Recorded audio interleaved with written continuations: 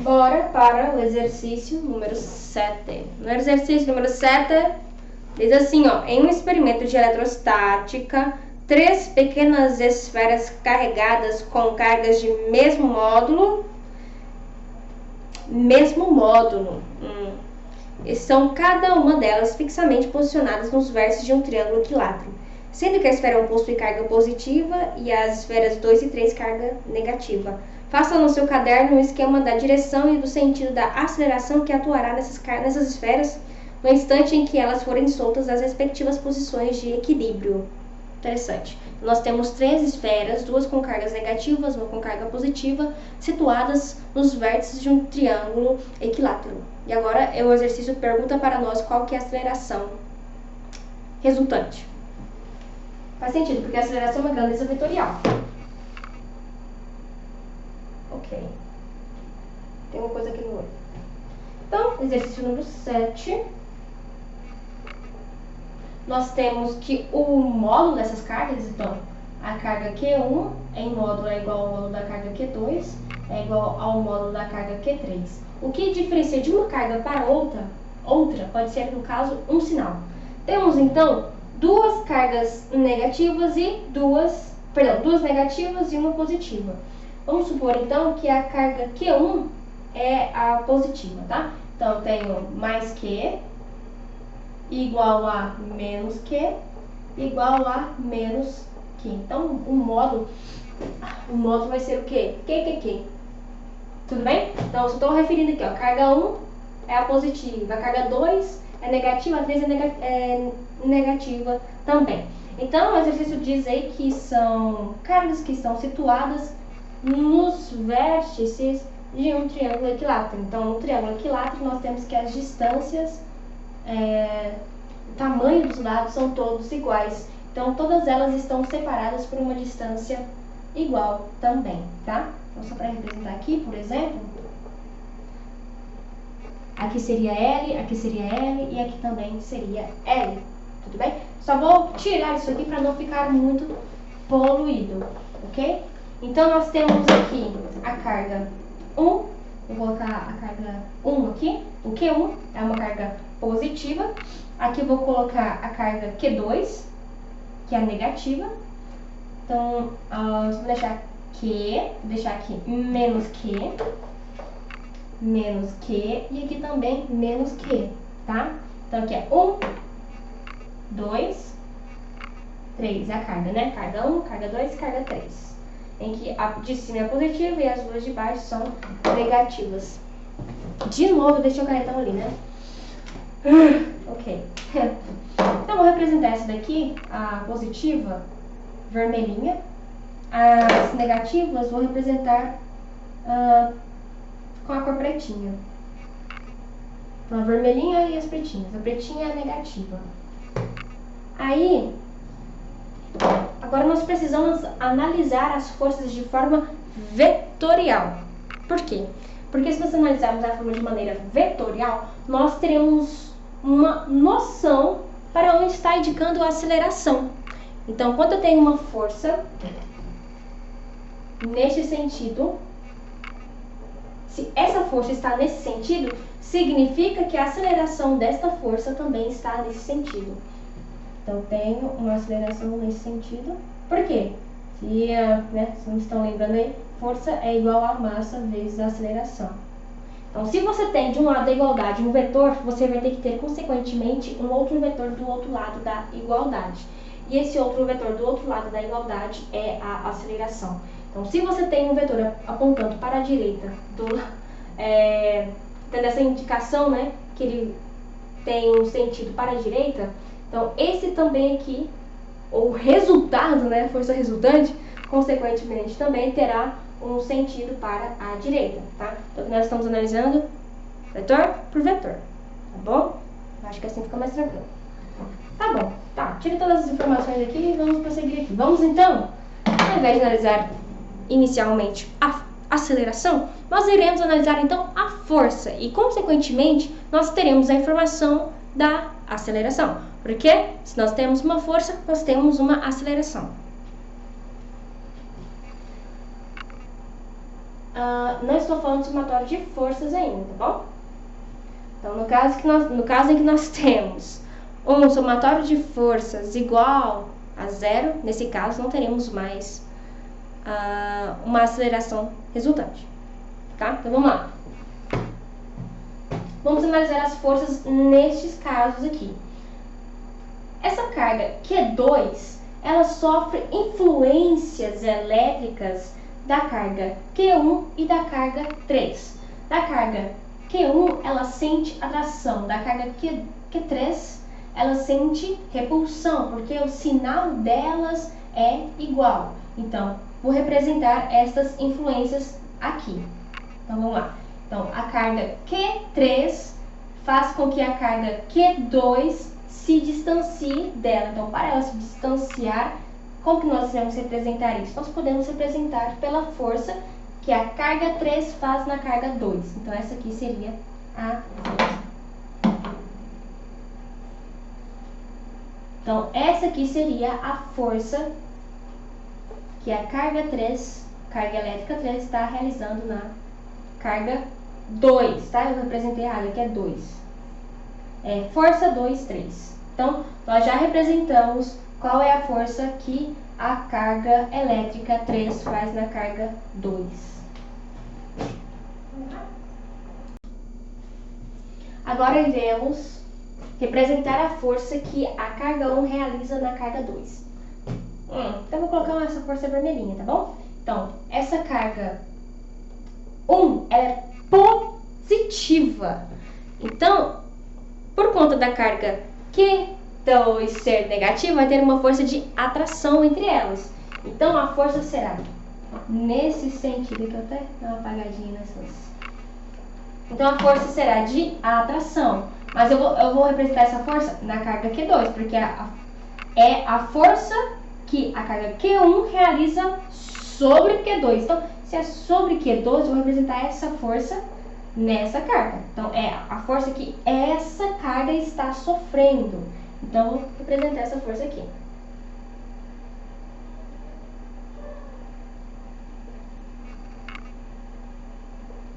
Então, essa aqui é a força que a carga 1 realiza na carga 2. Tá aí. Representação vetorial. Agora, eu preciso fazer a mesma coisa para esta carga aqui e esta carga aqui, tá? Então, vamos lá. A carga Q1, ela sofre influências de outras cargas. E quais são essas cargas que estão próximas dessa carga Q1? É a carga Q2 e a carga Q3. A carga Q2 quanto a carga Q3, elas são negativas. E o sinal negativo, essa carga negativa, ela está com o sinal oposto à da Q1. Então, o que acontecerá aqui é que a carga Q2 e a carga Q3 farão uma força de atração na carga 1. Então, a carga 1 só sente força de atração, tá? Então, vou representar essa força aqui. Vou representar a força que as cargas negativas fazem com a cor preta, para ficar mais especificado, não sei, pode ser isso.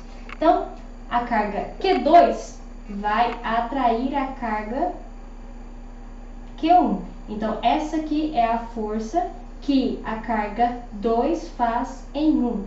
Força que carga 2 faz em 1. Agora, vou representar a força que a carga 3 faz em 1. É neste sentido,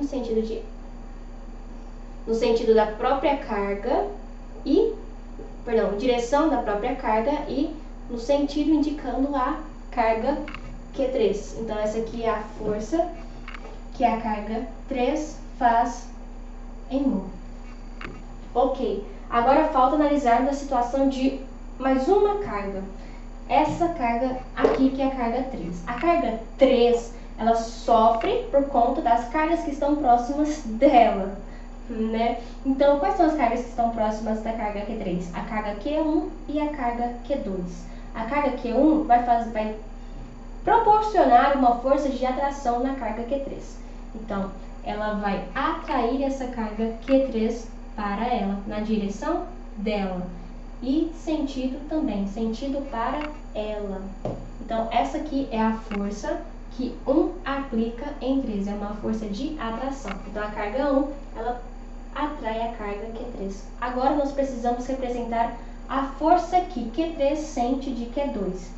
Q3 possui o mesmo sinal, possui o sinal da carga igual à da carga Q2. Então, a força nesse caso será uma força de repulsão. Eu vou representar essa força, então, com a cor preta. E como que eu vou indicar isso? Vai ser o quê? A carga Q2 fará uma força de repulsão. Aí a gente vai representar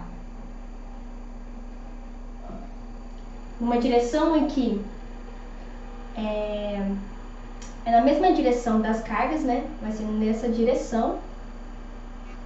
A gente pode dizer que é uma direção radial, tá?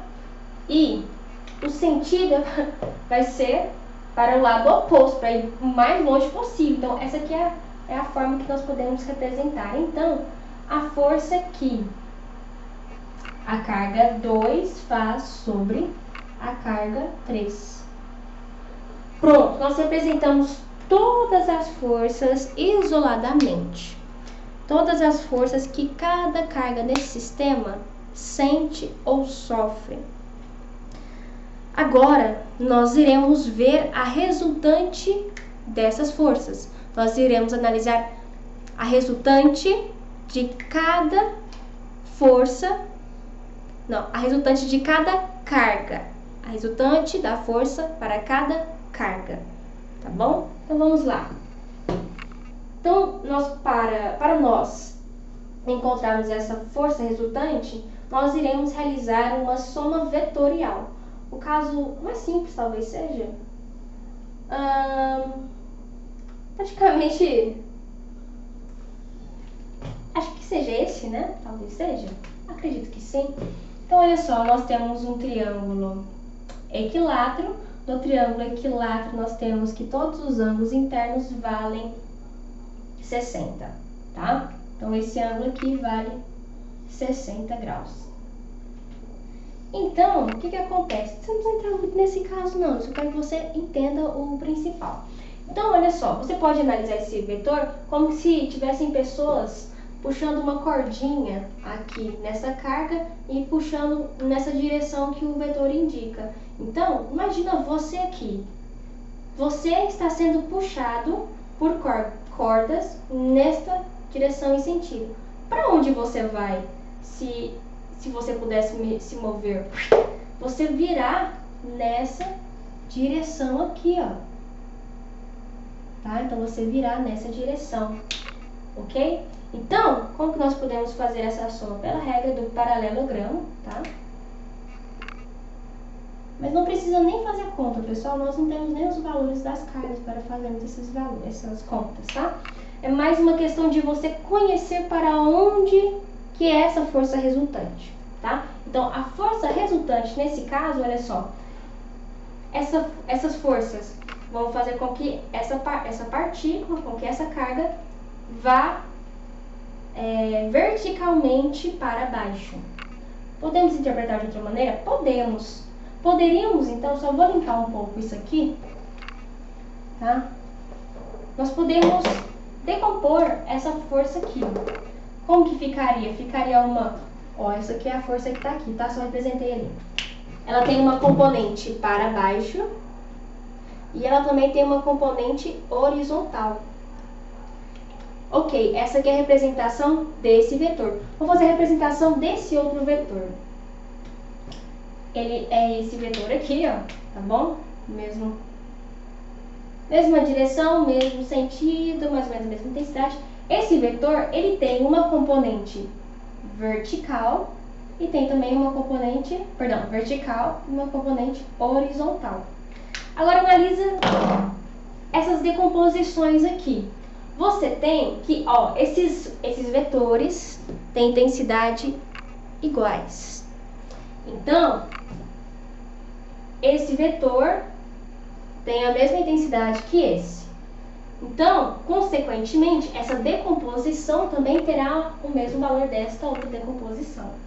Então, esse vetor, ele tem mesma direção, mesma intensidade, mas sentido oposto desse. E o que eu faço quando eu tenho esse caso? Eu tenho um vetor com mesma direção, mesma intensidade, sentidos opostos. Como que eu faço a soma? A soma, no caso, é a subtração. Então, se você somar esse vetor com esse vetor, isso aqui resulta em nada, resulta em zero. Então, nós podemos somar esses dois vetores e não teremos mais eles após a soma, tá? Agora, eu tenho um vetor com a mesma direção, dois vetores com a mesma direção e sentidos iguais, intensidades iguais, então. Então, o que vai dar na soma vetorial? Eu vou ter o dobro do tamanho e o sentido será o mesmo. Quando a gente tem vetores com a mesma direção, o mesmo sentido, nós somamos esses vetores. Então, seria, por exemplo, V mais V, ou cadê aqui? Esse aqui, né? Seria V e V, né? Esse vetor. Então, daria 2Vs. Então, esse aqui seria o vetor soma, seria V mais V. Consequentemente, 2V. Então, sim, realmente, como essa componente foi cancelada com essa, resultou apenas a componente vertical. E ela possui o dobro do tamanho da componente vertical antes da soma. Componente vertical de cada vetor antes da soma. Tá bom? Muita explicação. Não precisava dessa explicação toda, né? Mas tá bom.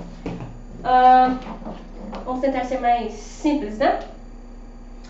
Vou apagar essa parte aqui para não ficar comigo. Ok? Vou apagar isso aqui. Então, nós já sabemos a força resultante aqui nesse caso. Para onde? Que é nessa partícula 1. Vamos agora aqui para a partícula 2 e depois para a partícula 3. Então, observe. Nessa partícula 2, nós temos também vetores que possuem o mesmo tamanho, porque a força que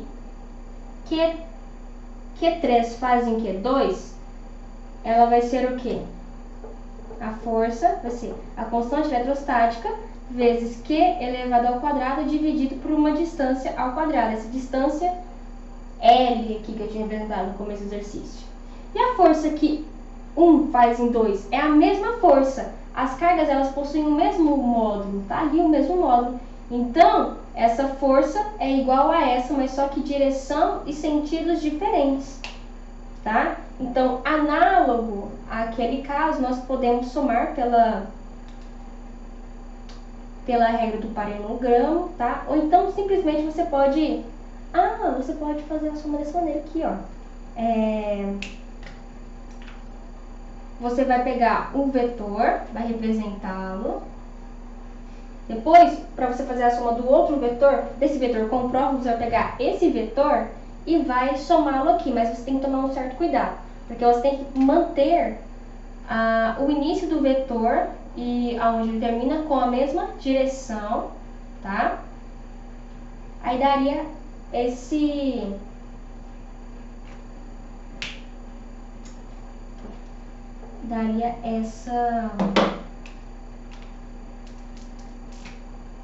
representação, tá? Então, observe aqui. Regra do paralelogramo. Como é que eu chamo essa daqui? Não estou lembrando muito bem, não, mas também é uma forma vetorial, uma forma de você somar os vetores. Aí, a resultante vai ser o quê? Essa daqui, ó. Seria essa aqui, a força resultante. Então, você representa os vetores, né? Da forma que eles são, não muda a direção. E faz o quê? Soma um no outro, desenho meramente ilustrativo mesmo. Então, você vai manter o início do vetor e o fim, sempre nessa aqui, ó, o início, aqui é o fim. Para você somar esse no próximo, você vai pegar o início do vetor no fim. Aí, a soma desse vetor vai ser o quê? Você vai pegar o início do primeiro com o fim do último. Então, essa aqui será a força resultante. Então, onde eu representaria essa força? Representaria ela nesse sentido, ó. Então, essa aqui seria a força resultante nesse caso, tá? Essa é a força resultante. Como esse é igual a esse, eu posso representar da mesma maneira, mas tem que tomar um pouco de cuidado, porque o sentido desse vetor é o oposto desse. Então, ao invés de ser para a esquerda, vai ser para a direita. Então, seria assim. Tá bom? Essa aqui seria a força resultante. Podemos analisar de outra forma? Podemos, tá? Se você for fazer a soma por meio do paralelogramo, então só vou apagar aqui para ficar mais tranquilo, tá? Ó, resultado é esse. Resultado é esse, tá? Resultado das forças resultantes. Vou mostrar pela regra do paralelogramo. Você não precisa saber o valor, você só precisa saber onde está esse vetor, tá? Então é meramente ilustrativo. Quando a gente vai fazer a regra do paralelogramo, a gente faz um desenho do quê? Do vetor resultante, tá? A gente tem que considerar o ângulo dos vetores. Então a gente faria o quê?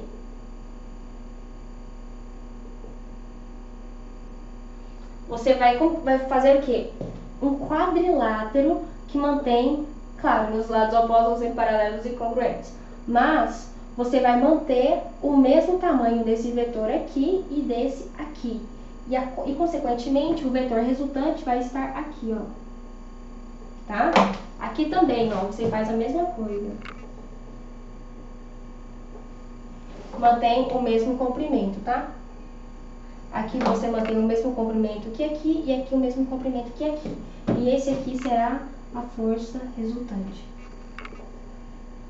Então, tem muito jeito de fazer assim essa soma, tem muitas formas de calcular a soma de vetores. Então, você pode escolher aquela que você acha mais fácil, tá? Tem esse aqui, que eu esqueci o nome, que você pega esse vetor, soma com esse vetor aqui. E a resultante é do início de um e no fim do outro, tá? Ó, o mesmo vetor. Vou fazer para esse caso aqui, né? Então, eu tenho esse vetor aqui. Eu representei esse vetor, agora eu vou representar esse vetor. Então, a soma vai ser o quê? Do início do primeiro mais o fim do último. Então, essa aqui é a força resultante. Força resultante, força resultante. Então, tá aqui a nossa força resultante e tá aqui a nossa força resultante. Você pode fazer do jeito que você quiser, tá? Talvez essa do paralelogramo fica um pouco mais certinho com relação aos ângulos, tá? Ok, tá bom já. Agora, onde que está a aceleração se a gente só tem força aí nesse caso? Então, a força resultante, ela vai estar no mesmo sentido que a aceleração. Então, se a força é nesse sentido, idem a aceleração. Então, a aceleração vai ser nesse sentido aqui, nessa direção. E nesse caso aqui, para essa partícula, ela sofrerá com uma aceleração também nesse sentido. Então, depois que ela sair dessa condição de equilíbrio, essa carga aqui, ela vai nessa direção, com a aceleração também nessa direção, essa carga vai para essa direção e essa carga vai para baixo, tá? Essa direção, esse sentido, tudo isso. Então, essas duas vão para cima, enquanto que essa vem para baixo. Legal. Acho que esse vídeo ficou extenso, né?